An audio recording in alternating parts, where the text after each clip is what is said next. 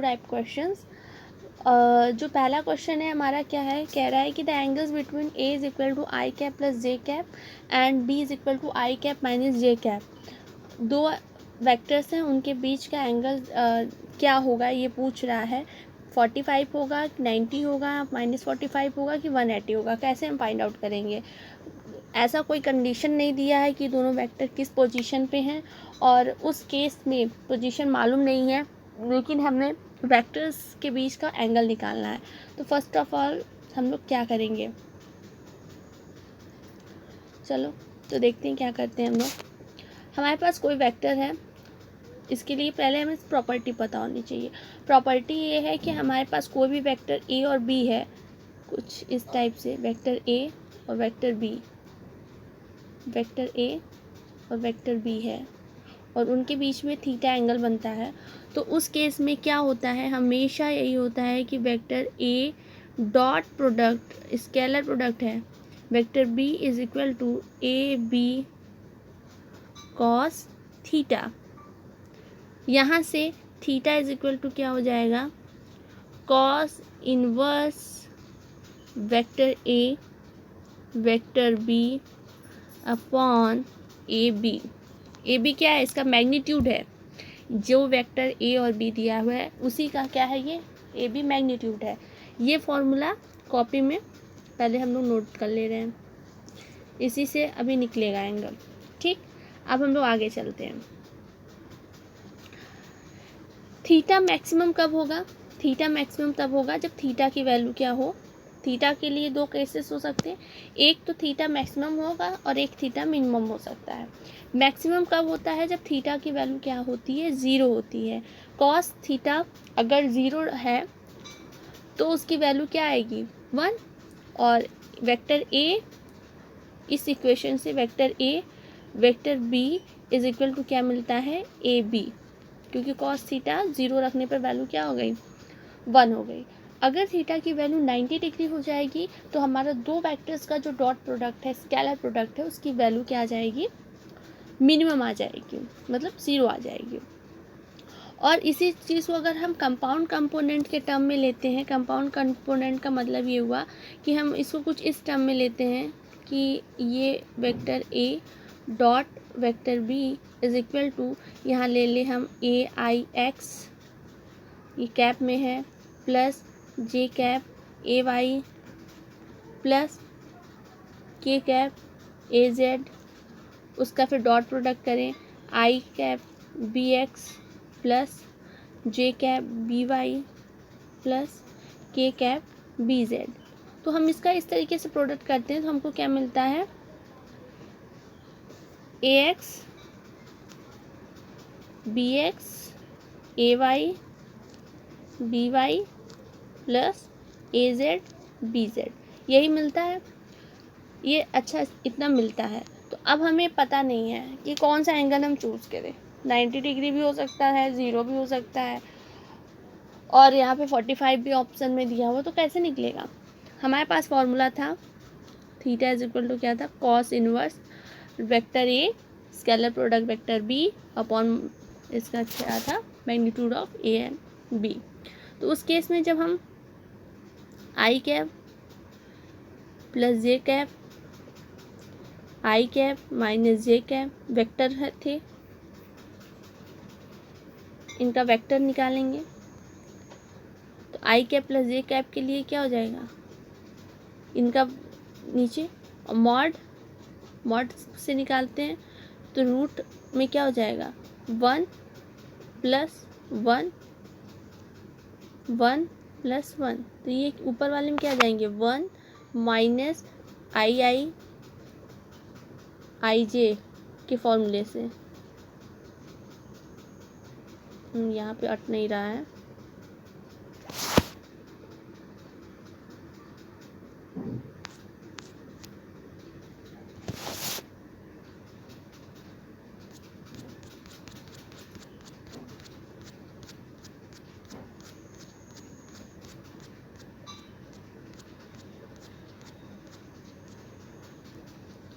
तो हम यहाँ पे ले लेंगे, ये हो जाएगा थीटा इज इक्वल टू 1 हो जाएगा -0 + 0 -1 अपॉन √2 तो ये वैल्यू क्या आ जाएगी 0/2 मतलब 0। तो कॉस थीटा की वैल्यू क्या आ रही है 0 आ रही है, मतलब 90 डिग्री।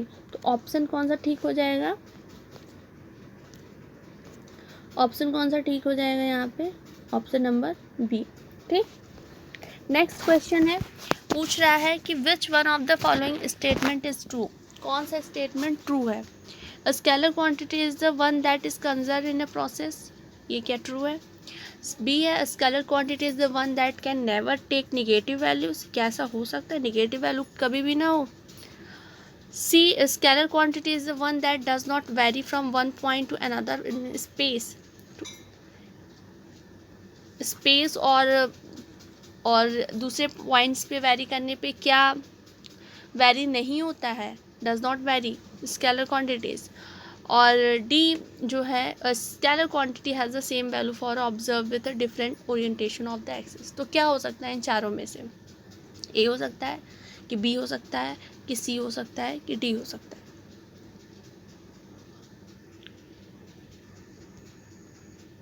इसका आंसर होगा डी। डी क्यों होगा, अगर हम देखें कि एक्सिस ऑफ ओरिएंटेशन या का कोई फ़र्क नहीं पड़ता है। अगर कोई व्यक्ति एक्स एक्सिस पे 10 मीटर जाता है और माइनस एक्स एक्सिस पे भी 10 मीटर जाता है, तो इन दिस केस स्केलर की बात आ रही है यहाँ पे, स्केलर क्वांटिटी की, तो हमें डायरेक्शन से कोई मतलब नहीं है, एक्सिस ओरिएंटेशन से कोई मतलब नहीं है, उसकी डिस्टेंस हम 10 मीटर ही बताएंगे। तो ठीक है, नेक्स्ट क्वेश्चन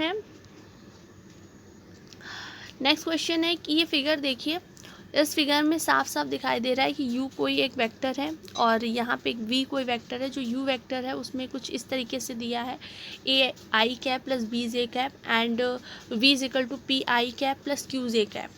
मतलब v जो वेक्टर है वो नीचे के अपवर्ड और डाउनवर्ड डायरेक्शन को शो कर रहा है। यहाँ पे देखना है, ये वाला जो है फिगर में ये इस डायरेक्शन में है, ये जो u है, और ये नीचे की डायरेक्शन में है, ये v है। हमें इसमें ये बताना है इस क्वेश्चन में कि a और p पॉजिटिव है, b और q निगेटिव है, कौन सा स्टेटमेंट सही है। a p दोनों पॉजिटिव हैं, b और q निगेटिव हैं, कि a p and b are positive while q is negative, a q and b are positive while p is negative, a b p and q are all positive, कि सभी positive है। तो figure में ये कैसे पता चलेगा कि a b p q कौन से पॉजिटिव हैं कौन से निगेटिव।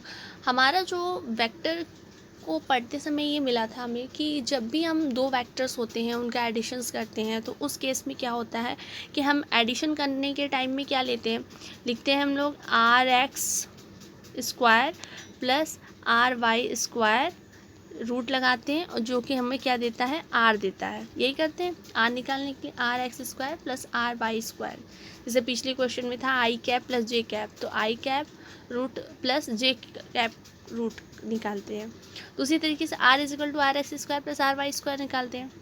प्लस के केस में, एंगल के केस में क्या कर देते हैं, थीटा इज इक्वल टू क्या कर देते हैं, r(y)/rx कर देते हैं। अब इस फिगर में हम लोग ये देख रहे हैं कि जो हमारा u है वो पॉजिटिव कार्टेशियन प्लेन में, जो हमारा एक्सिस है ये पॉजिटिव डायरेक्शन में, ऐसे कार्टेशियन प्लेन जो होता है हमारा, यहाँ पॉजिटिव होता है ना, यहाँ पॉजिटिव निगेटिव, यहाँ निगेटिव पॉजिटिव, यहाँ निगेटिव निगेटिव।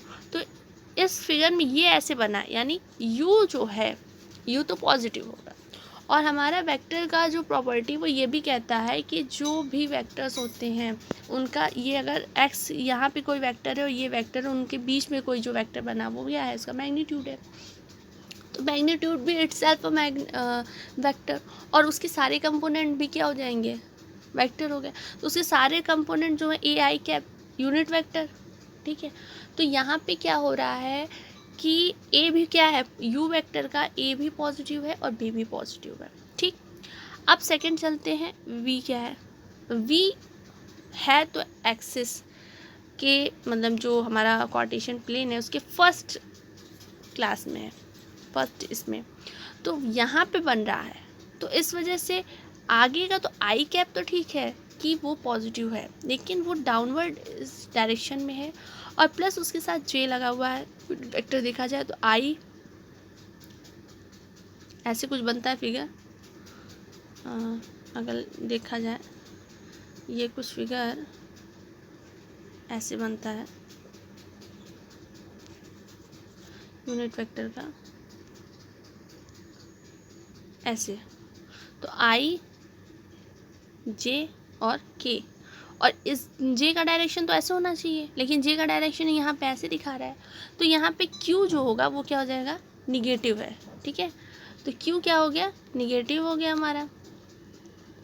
तो यहाँ पे जो ऑप्शन नंबर कौन सा ठीक हो जाएगा, ऑप्शन नंबर बी, सी, डी। तो दूसरे का क्या है हमारा, बी ऑप्शन सही है कि A, P and B are positive where Q is a negative. Fourth question क्या है हमारा, फोर्थ क्वेश्चन है the component of vector R along X axis will have maximum value if. अगर एक्स एक्सिस के long maximum value कब होती है, तो एक्स एक्सिस के अलोंग आर कोई वेक्टर है, उसके एक्स एक्सिस के अलोंग मैक्सिमम वैल्यू कब होगी, तो एक्स एक्सिस के अलोंग में फॉर्मूला क्या होता है, आर एक्स कॉस थीटा होता है, वाई एक्सिस में वर्टिकल में साइन थीटा होता है। तो कॉस थीटा होगा तो थीटा की वैल्यू मैक्सिमम कब होगी, जब जीरो होगा।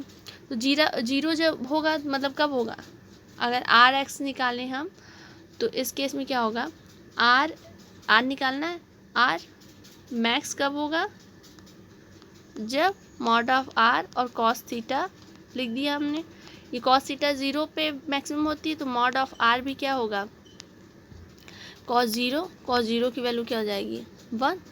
तो थीटा 0 पे क्या होता है, 0 डिग्री पे मैक्सिमम होता है, तो आर मैक्सिमम क्या कब होगा, जब वो एक्स एक्सिस पे होगा। तो ये इसमें क्या होगा, ऑप्शन नंबर बी जो है वो क्या है, करेक्ट आंसर है। ऑप्शन नंबर बी जो है वो करेक्ट आंसर है। ठीक, नेक्स्ट क्वेश्चन क्या है, the horizontal range of a projectile fired at an angle of 15 meter is a 50 meter. If it is fired with the same speed at angle of 45, its range will be 60, 71, 100 metre and 141 metre. कोई व्यक्ति है जो कि horizontal range से वो fire कर रहा है और उसकी जो पहला एंगल बन रहा है वो 15 मीटर है। पहला जो उसका एंगल है वो है 15 मीटर के एंगल से वो फायर करता है, वो 50 मीटर दूर जाता है। पूछ रहा है कि उसी स्पीड से अगर उसका एंगल 45 डिग्री पे हम लेते हैं तो उसकी रेंज क्या होगी। तो क्वेश्चन सॉल्व करने से पहले हम उसके फिगर को बना लें। तो इसमें क्या करना है हमको, कोई ऑब्जेक्ट रेंज क्या होती है, ये यहाँ से यहाँ तक इसकी रेंज होती है।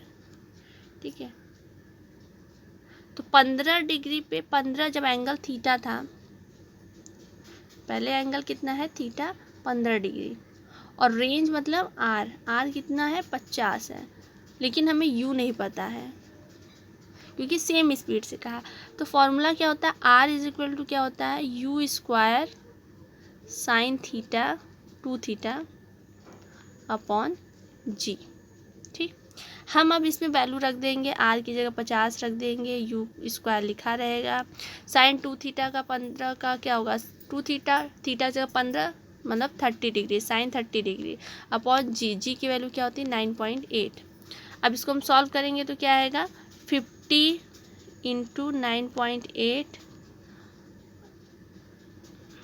नहीं, हाँ यू स्क्वायर साइन 30 की वैल्यू 1/2, यहाँ पे क्या हो जाएगा ये 100 बन जाएगा, मतलब ये पूरा 980 बन जाएगा। यू स्क्वायर की वैल्यू क्या आ जाएगी 980, 980 आ जाएगी। जब ये 980 आ जाएगा तो हमारा उससे u की वैल्यू भी आ जाएगी। u की वैल्यू क्या आ जाएगी, रूट में कर लेंगे 980 को, तो क्या आंसर आ जाएगा हमारा 31 पॉइंट समथिंग 30 कुछ आएगा मीटर पर सेकेंड। तो ये हमारा u की वैल्यू आ गई। ठीक, u की वैल्यू आने के बाद हम क्या करेंगे, अब हमारा एंगल चेंज हो रहा है, 45 हो रहा है, फिर हम वही फार्मूला लेंगे, थीटा इज इक्वल टू 45 हो गया हमारे पास, और यू स्क्वायर की वैल्यू क्या है 980। हमें रेंज निकालना है इस बार, यू स्क्वायर की जगह रख देंगे 980 sine 2 theta, sine 2 theta, theta की वैल्यू 45 है, 2 थीटा की वैल्यू क्या हो जाएगी 90 डिग्री, अपॉन जी की वैल्यू क्या रखेंगे 9.8, तो वैल्यू क्या आ जाएगी, साइन 90 की वैल्यू क्या होती है, साइन 90 की वैल्यू 1, तो 980 अपॉन 9.8 इससे कैंसिल करेंगे, कितना आएगी 100 मीटर। तो हमारा रेंज कितना हो गया 100 मीटर। जब उसको 15 डिग्री से किया तो रेंज 50 मीटर था। उसी स्पीड से जब हम एंगल 45 कर दिए तो हमारा जो रेंज हो गया वो कितना हो गया 100 मीटर हो गया। तो अब यहाँ पे ऑप्शन कौन सा सही हो जाएगा 100 मीटर, ऑप्शन नंबर सी। इस तरीके से 3 क्वेश्चन जो बच रहे हैं उससे होमवर्क के तौर पे करके इसका आंसर आपको बताना है, और इस पे जितने भी क्वेश्चन बेस्ड हैं और क्वेश्चन हम कल डिस्कस करेंगे, ठीक है।